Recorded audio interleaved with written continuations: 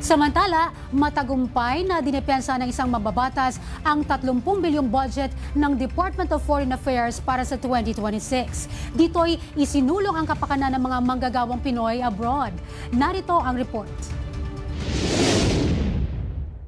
Pinangunahan ni 1st District Lanao del Sur Representative Zia Alonto Adyong ang pagtataguyod ng panukalang 30.1 bilyong pisong budget ng Department of Foreign Affairs o DFA para sa fiscal year 2026 sa isinagawang plenary deliberation sa Kongreso. Sa kanyang talumpati bilang budget sponsor, binigyan din ni Representative Adyong ang mahalagang papel ng DFA sa pagsusulong ng pambansang seguridad, ekonomiya at kapakanan ng mga overseas Filipinos o mga Pilipinong manggagawa sa ibang bansa. Ayon sa kanya, ang ating mga manggagawa overseas ay walang humpay na nagsusumikap para sa interes ng ating bansa upang matiyak na ang Pilipinas ay may matapang na boses overseas. Pinagtibay din ito ang suporta sa budget ng DFA para sa isang independent, matibay, may prinsipyo at proaktibong foreign policy na pinagkakatiwalaan at may kakayahan sa pagharap sa mga hamon sa pandaigdigang antas.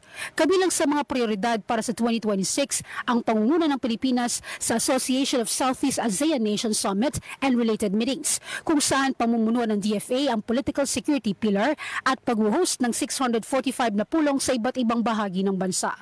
Pinuri rin ni Representative Adyong ang DFA, katuwang ang Department of Migrant Workers o DMW sa malawak nitong serbisyo para sa mga Pilipino sa ibang bansa, lalo na sa mga nasa gitna ng kaguluhan sa gitnang silangan. Nauna sa mga balitang totoo at laging bago, Zai Chua, Alauna sa Balita, Congress TV.